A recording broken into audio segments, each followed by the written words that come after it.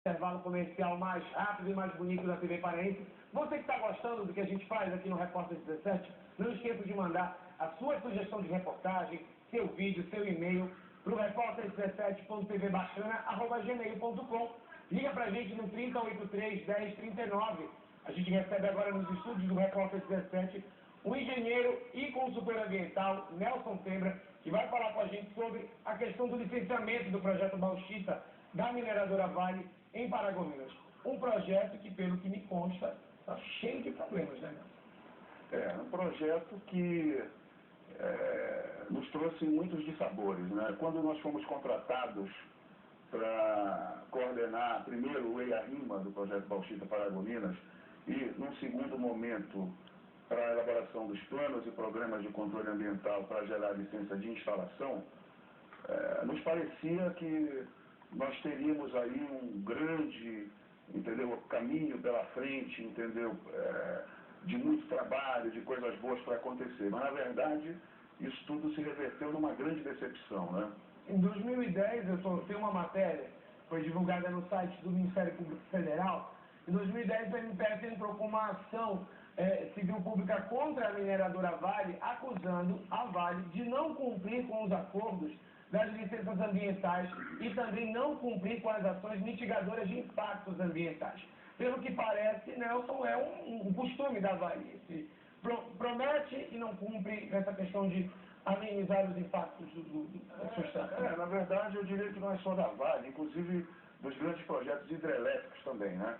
Você vê aí, bem recente, o caso lá da hidrelétrica de Belo Monte, né? Os índios reclamando. Isso tudo são consequências do processo de licenciamento mal conduzido. Na verdade, o licenciamento ambiental, ele é normatizado, dentre outras legislações, pela Resolução 237/97 do Conselho Nacional do Meio Ambiente. Tá? Então, essa resolução, ela estabelece que os estudos ambientais devem ser elaborados às expensas do empreendedor por profissionais habilitados. Tá? Entretanto, a resolução do CREA, a Lei 5.194/66, que normatiza as profissões de engenharia, arquitetura e agronomia, né? Ela fala que o consultor, o profissional que elabora o projeto, ele tem independência para propor as suas soluções. A empresa, ela pode aceitar ou não. E existem procedimentos legais estabelecidos também por lei federal que normatizam a questão da alteração de conteúdo técnico, entendeu? Na verdade, a nossa questão contra a Vale é exatamente por isso, porque houve modificação do conteúdo técnico do nosso trabalho, a nossa revelia, tá? Que em nosso entendimento não seriam as melhores opções, tá? Isso beneficia a Vale, em nossa visão, e prejudica os interesses difusos, tá certo? E é isso que nós temos. E ainda mantiveram nos estudos modificados, que foram encaminhados para a Secretaria de Meio Ambiente e que deram origem à licença de instalação, a nossa chancela profissional, com planos modificados. Quer dizer, colocaram o teu nome num projeto que não era mais o original que você fez, né? Com certeza absoluta, até porque o nosso projeto, ele previa um reflorestamento racional, com maior movimentação de insumos, materiais, contratação de mão de obra, tá?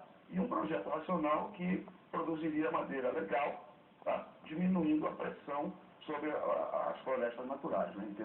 Essa ação do Ministério Público que eu comentei com você agora é uma ação que diz o seguinte: o Ministério Público entrou com essa ação em 2010 pela Vale não ter cumprido pré-requisitos de licenciamento ambiental para amenizar impactos do empreendimento na comunidade quilombola de Jamboaçu, em Moju, nordeste do estado. Aí eu te pergunto, digamos assim, uma questão de praxe da Vale, a questão da minoria ser rejeitada, seja quilombola, seja indígena, seja nativos, quer dizer, você percebe que não há um compromisso da empresa com relação a essas comunidades que estão nas áreas exploradas pela Vale? Infelizmente, pelo que nós temos visto, não, né? Porque, veja bem, na verdade, o licenciamento ambiental, o processo de licenciamento ambiental, ele não serve, ou não deveria servir, pelo menos, apenas para monitorar ambiente físico, biótico, antrópico ou socioeconômico nas áreas de influência dos projetos. Eles deveriam servir também, e principalmente, tá, para funcionar como uma espécie de contrato entre o Estado e o empreendedor no estabelecimento das justas compensações pelos impactos, as medidas mitigadoras, tá, dos impactos negativos e as medidas de incremento dos impactos positivos. Mas o que é que acontece via de regra? Via de regra, as consultorias que elaboram esses projetos não fazem valer a sua independência. Eles atendem exclusivamente os interesses da mineradora. Até porque tem uma lei que legisla essa questão dos impactos ambientais, que o Estado tem que defender os próprios interesses, mas não acontece. Exatamente. Depois, quando vem brancos, índios, quilombolas, enfim, buscar compensações, o que buscam, na verdade, são direitos inexistentes. Porque nada daquilo que não consta no projeto ambiental é obrigação legal da empresa. Ou seja, tem que ser dito isso lá no começo, lá no projeto. Exatamente. Se transforma em atitude voluntária, certo? E na verdade, deveria ser coisa por imposição legal. Inclusive, o Estado, com esse procedimento mal elaborado, acaba ficando sem os instrumentos legais de cobrança. Tá? Por exemplo, o Estado poderia vincular a expedição de licenças ou a renovação de licenças já existentes ao cumprimento dessas condicionantes. Porém, como essas condicionantes geralmente não constam, porque elas representam maiores investimentos pela empresa e a empresa é privada e visa o lucro, tá? Então isso fica a descoberto. E acaba, no final, o Ministério Público Federal tendo que ingressar com ações civis públicas para fazer a defesa dos interesses difusos. Quando isso não seria necessário, isso inclusive causa uma sangria no erário, porque isso representa um custo. Né? E até deixando de arrecadar em alguns momentos. Exatamente, né? exatamente. Então a questão é basicamente essa. Essa lei que eu falei para você é a Lei 5.887. É uma lei estadual que estabelece, por exemplo, que o Conselho Estadual de Meio Ambiente, o COEMA, definirá, através de resolução, as atividades e obras que dependerão da elaboração de estudo de impacto ambiental e de relatório de impacto sobre o meio ambiente. O que o Nelson está explicando para a gente é que nessa elaboração desse estudo de impacto ambiental deveria constar as atitudes compensatórias. Por exemplo, vai um minério-duto, a extração de bauxita, a extração de qualquer outro minério. Deveria constar, de acordo com as atividades elaboradas pelo Conselho Estadual de Meio Ambiente, deveria constar o que a empresa tem que fazer para ressarcir a questão dos impactos ambientais, das comunidades quilombolas, das comunidades indígenas, inclusive trazendo benefícios como construção de escolas, obras de saneamento, de mobilidade urbana. Quer dizer, tudo isso deveria constar, mas o que acontece é que o Estado se exime disso e a empresa, no caso a Vale, vai fazer e quando faz um alarde dizendo que é um grande favor que se faz. Aí não é. E o que é curioso é o seguinte, quando surgem os atos de protestos, que nós temos visto, inclusive muitos, recentemente, tá? A empresa ela publica logo uma página inteira de jornal, e a mídia milionária paga adora, né? Dizendo que eles estão agindo de forma voluntária, que eles possuem uma licença ambiental. É verdade, realmente eles estão agindo de forma voluntária, porque o Estado, infelizmente, não cumpre a lei como deveria, na sua íntegra, porque se cumprisse, a empresa jamais poderia classificar como atitudes voluntárias ou de livre iniciativa, entendeu? Ações que deveriam ser impostas por regulamentação legal do licenciamento, entendeu? Na verdade, um licenciamento, ele deveria estabelecer nas audiências públicas quais são as compensações, quais são as medidas mitigadoras, quais são as ações de incremento e a quem cabe a atribuição por cada uma delas, se ao poder público federal, estadual, municipal ou ao empreendedor. O que acontece?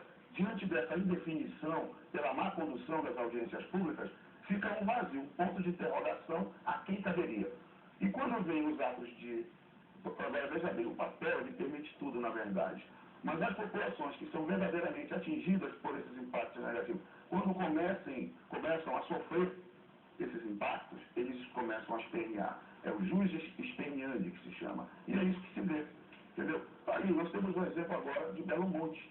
que inclusive foi tema do nosso programa, a gente trouxe o procurador Biratan Caseta, ele falou, Henrique, o que falta não é só um compromisso das empresas, é um compromisso do próprio Estado, que se exime, seja por compromissos políticos, seja por compromissos econômicos e financeiros. Quer dizer, não é só a má vontade da empresa, é também o interesse do Estado. Não seja a omissão, entendeu? Ou a má condução, entendeu? Desses processos. Porque, na verdade, não haveria necessidade, se o processo de licenciamento ambiental fosse bem definido, bem conduzido, jamais haveria necessidade do Ministério Público ingressar com ações. A própria Secretaria de Meio Ambiente, o próprio órgão estadual, exerceria o pleno controle sobre essas ações. Porque ele, como eu disse há pouco, ele poderia vincular a expedição das licenças ou a renovação das licenças, sem as quais as empresas não podem operar legalmente, ao cumprimento dessas condicionantes e dessas compensações. Mas, infelizmente, não é isso que acontece na prática. Hoje, você estava me dizendo, a gente conversando antes de gravar, de começar essa entrevista, o Nelson dizia para mim que há uma dificuldade muito grande, até de conseguir falar sobre determinadas empresas, a Vale é uma delas. Inclusive, problemas com a relação a advogados para te defender. Quer dizer, o Lúcio Flávio já é um exemplo claro de jornalista que fala e que acaba colhendo esse resultado aí por conta... Tem mais tempo para revisar processo do que até por trabalhar. O seu caso está sendo assim, Nelson? Como é que está a sua relação? Na verdade, nós estamos vivendo no país das inversões, né? O Lúcio Flávio, nosso querido amigo Lúcio Flávio, por falar a verdade, né, recebe enxurradas de ações e muitas vezes fica até impedido de trabalhar, porque tem que se defender, né? No meu caso, eu passei a ser preterido, certo? Porque eu tive a coragem de enfrentar o dragão da maldade, segundo o nosso amigo Lúcio Flávio Pinto classifica. Na verdade, o que foi que aconteceu com o nosso projeto? Primeiro, nós participamos da elaboração do IARIMA para a expedição da licença prévia, tá? Depois que saiu a licença... Bom, e essa licença prévia foi uma novela. Vocês devem lembrar, por exemplo, que a grande mídia deu voz para toda a população e o governo do Estado, inclusive, reclamando por compensações pela perda do polo siderúrgico que é para o Maranhão. Lembra disso? Lembro. Pois é. Então, em vez do governo do Estado, àquela altura, se preocupar com o possível projeto do polo siderúrgico, que possivelmente iria para o Maranhão, se deixou de se preocupar com as justas compensações pelo projeto Bauxita-Paragominas, que está dentro do nosso território. Quanto ao polo siderúrgico, a Vale é uma empresa privada, ela pode levar o polo para onde ela desejar, desde que cumpra as regras legais, certo? E o papel do Estado é defender os interesses coletivos. Acontece que o Estado, ele é impessoal, ele é um ente abstrato, mas ele é feito de pessoas, certo? E são as pessoas... O problema não é o Estado, quem está gerindo isso? Exatamente, são as pessoas que ocupam as posições-chave dentro das entidades estatais.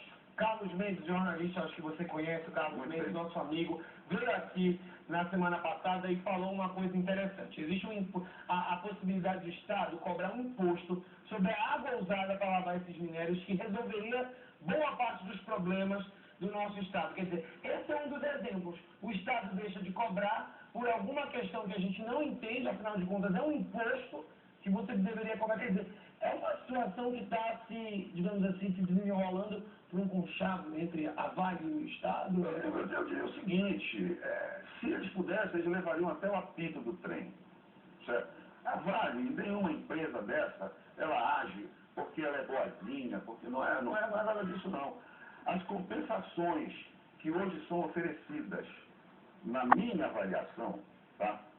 Elas poderiam ser comparadas, se você levar em consideração o volume de riqueza que é levado daqui, as compensações que são dadas poderiam ser equiparadas às bugigangas que o colonizador europeu dava nos idos de 1500 ao índio na Mata Atlântica para levar o pau-brasil, que foi o primeiro monopólio estatal usado para o pagamento dos juros. Está no mesmo patamar. Ou seja, nós temos velhos cenários com novos atores, novos figurinos e o pior, adjetivados por novos vícios e recursos tecnológicos. Segura esse pensamento, a gente vai para um rápido intervalo comercial. Na volta eu continuo com o Nelson Tembra para falar sobre os problemas das licenças ambientais do Estado do Pará e a atuação da mineradora Vale na compensação das ações aí de impactos ambientais causadas pelo processo de extração mineral no Estado do Pará. Fique conosco, a gente volta já já. Já estamos de volta e nós continuamos a nossa entrevista com o engenheiro agrônomo Nelson Tebra, que também é consultor ambiental, e fala conosco um pouco mais sobre os problemas relacionados aos projetos de mineração e as licenças ambientais da mineradora Vale aqui no estado do Pará. Nelson, eu estou assustado com esse calhamaço aqui de documentos que você trouxe para mostrar para a gente. Olha isso aí, você está vendo? Isso tudo são documentos relacionados ao projeto que o Nelson executou com a Vale e que teve um problema. Começou o problema onde? Você está trazendo um projeto, pelo que você soube, o projeto era um, quando chegou na SEMA já era outro, só com a sua assinatura. Isso, na verdade, esse volume ele é apenas um dos planos e programas, que é o Plano de Recuperação de Áreas Degradadas. Na verdade, os planos são 10.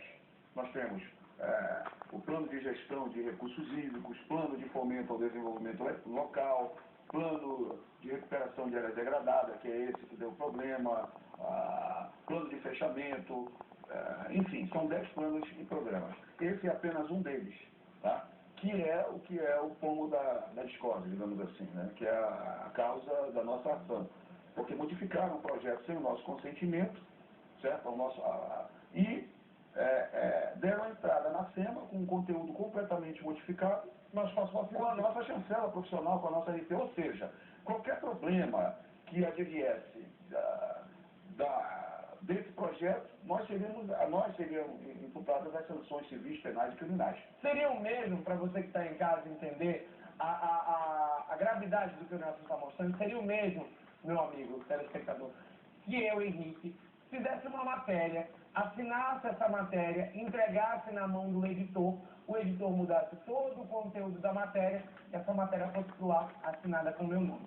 A diferença toda é uma matéria jornalística, tão importante quanto um projeto como o que o Nelson fez. Mas a gravidade é a mesma, você está assinando e modificando um documento, porque isso que o Nelson tem aqui hoje é um documento. O projeto é um documento. Seria a mesma coisa que ele assinar um documento dizendo que o projeto é rentável e no projeto original ele dizer que esse projeto não era rentável. Foi mais ou menos isso que está acontecendo, né?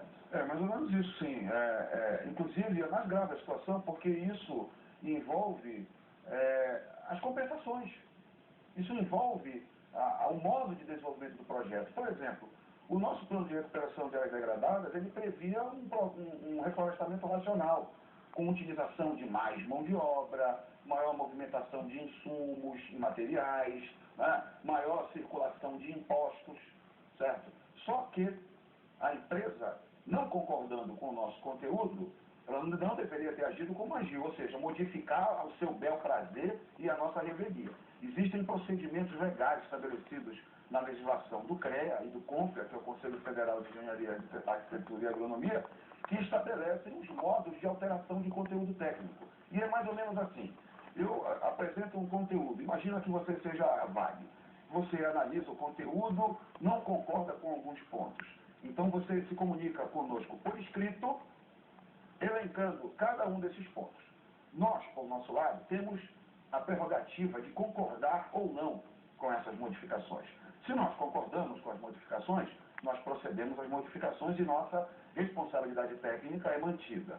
Porém, se nós não concordarmos, tá, nós também comunicamos por escrito, olha, não concordo. Aí eu sou obrigado a dar baixa na minha anotação de responsabilidade técnica e a empresa fica à vontade para contratar outra consultoria que vai assumir a responsabilidade técnica pelas modificações promovidas. E não foi, mas não foi isso que aconteceu. Na verdade, eu diria até que foi um verdadeiro estelionato ambiental. Por quê? Porque a Vale obteve a vantagem de receber a licença, induzindo a SEMA em erro de forma fraudulenta. E, inclusive, você não tinha nem acesso ao seu projeto na própria SEMA, teve que bater na mesa para conseguir. Exatamente, tive dificuldade, porque quando, as empresas são obrigadas a publicar o recebimento das licenças. Quando foi publicado na mídia o recebimento da licença de instalação do projeto Bauxita Paragominas, eu ingressei com um requerimento junto à SEMA solicitando a cópia do PRAD, que deu origem, o Plano de Recuperação de Área Degradada, que deu origem à licença de instalação, certo? E nunca éramos atendidos. Eu tive que ir pessoalmente à SEMA, certo? Conversar com a diretora de meio ambiente da época, cujo nome eu prefiro até nem declinar, tá certo? E que teve o topete de telefonar para a Vale do Rio Doce, na minha presença, para perguntar se poderia me fornecer a cópia do meu projeto, e cujo nome e a RT na capa são os meus. E isso é uma prerrogativa legal. Quer dizer, mostra ali, ou seja, uma diretora de uma secretaria estadual ligar para uma empresa para perguntar se pode. Quer dizer, se isso não é subserviência do Estado diante da iniciativa privada, eu não sei mais o que é. Teríamos que inventar, ou criar um novo adjetivo. Né? Eu estou assim cada vez mais... Agora eu queria falar do seu livro, Nelson, eu vou mostrar aqui na câmera. Luiz, fecha aqui para mim. Tem um título um pouco polêmico, eu diria, mas o assunto é tão polêmico quanto o título. Fecha aqui para mim, fechou? O Machado e o Pênis. Agora me explica por que esse nome? Explica para mim. Olha, na verdade, isso aqui foi feito realmente para chamar atenção, para chocar. Porque a desigualdade de força é abissal, eu diria, tá? Apesar do nome não impróprio para menores, o livro é sério, tá? O livro trata sobre legislação ambiental. O livro mostra por que o Estado acaba ficando sem os instrumentos legais de cobrança diante desses projetos altamente impactantes. E o Machado e o Pênis, eu explico por que o Machado e o Pênis. Porque diante de tudo que é descrito no livro, tá, fica explicado por que ao pobre mais amazônico, via de regra, restam como únicas ferramentas de trabalho o machado, que é para derrubar a floresta e vender na região de fronteira por preço de banana, e o pênis para multiplicar problemas sociais fazendo bebezinho na floresta. Tá? Mas o livro ele começa no primeiro livro de Moisés, Gênesis, que trata sobre as primeiras citações sobre o meio ambiente, criação do céu e da terra, a perversão do gênero humano, passa pelo descobrimento do Brasil, ou invenção do Brasil, tá? Onde o próprio índio entregava para o colonizador, em troca de bugigangas, ou seja, espelhos, pentes de osso, o pau-brasil, que foi o primeiro monopólio estatal usado para o pagamento dos juros do primeiro empréstimo externo tomado pelo Brasil para a coroa. Naquela época, a gente entregava o pau-brasil, hoje a gente entrega o minério, e a bugiganga que devolve para a gente são as migalhas que a Vale e as outras empresas devolvem. Ainda dizem que estão fazendo um favor. Pegam página dupla dos jornais, olha o que a Vale está entregando. Não é favor nenhum. Agora, o Estado tem que também estar operante e alerta com relação a isso, porque não adianta o governo do Estado, o governo federal, as prefeituras dos municípios se contentarem com ajudas de custo, um carro mais bonitinho, uma pintura na porta da prefeitura, quer dizer... comparando com o volume de riquezas que são levados daqui, essas compensações, que, aliás, eu diria que eles gastam mais dinheiro com a mídia milionária paga para fazer propaganda dessas ações do que com as ações propriamente ditas. Certo? Seria melhor até que não fizessem tanta propaganda e aplicassem os recursos que são aplicados na mídia milionária paga, que adora isso, em ações efetivas. E a propaganda seria boca a boca. Em vez das comunidades invadirem as instalações da Vale, em vez dos índios derrubarem torres de transmissão, furarem mineroduto, eles estariam batendo palmas para a Vale do Rio Doce em vez disso. Se essas ações fossem realmente... Mas a questão é a seguinte, meu amigo, a empresa é privada e ela visa o lucro, tá?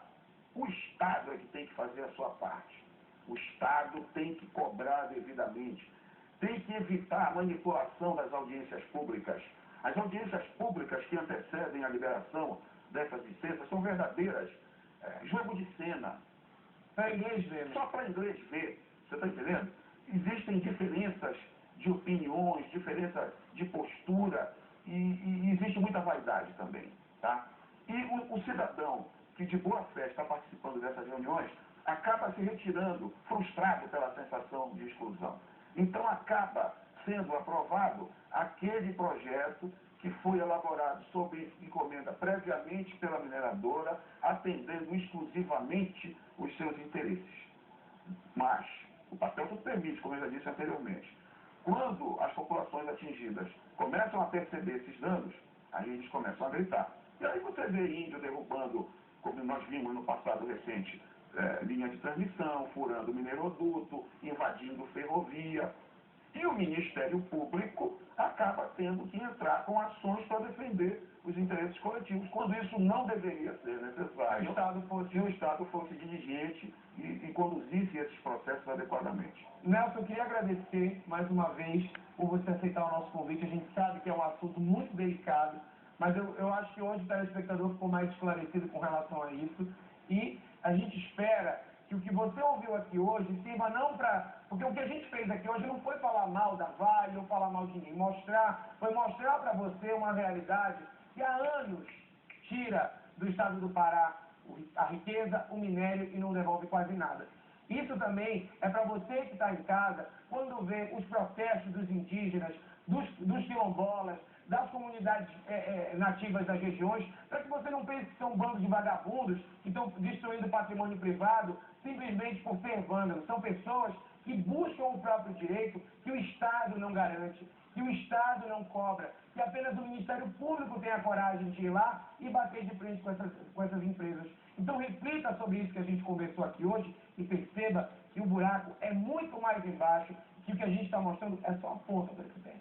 Obrigado mais uma vez, Nelson. O espaço está sempre aberto para você. Eu que agradeço a oportunidade e parabenizo a você e a emissora, entendeu, pela iniciativa e pela coragem, porque, na verdade, o que nós vemos aqui no estado do Pará são grupos que se dizem defensores da verdade, mas que, na verdade, estão defendendo o seu próprio umbigo, entendeu? Que ficam fazendo publicações em papéis especiais mostrando as benesses que a Vale do Rio Doce oferece para o estado do Pará. Não precisa nem declinar o nome, mas eu quero mais uma vez agradecer. Eu que agradeço a oportunidade imensamente e estou à disposição para qualquer esclarecimento e recomendo ao telespectador, se quiser tomar mais informações, mais detalhes sobre essas questões, visite o nosso blog, que está lá. E o nosso blog também fala muito sobre legislação, a gente acompanha tudo o que acontece de novidade e eu utilizo isso até como uma forma de exercício para me manter atualizado.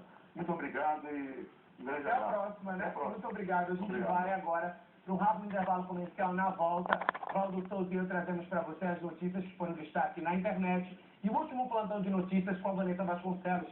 Fique conosco, a gente volta já já.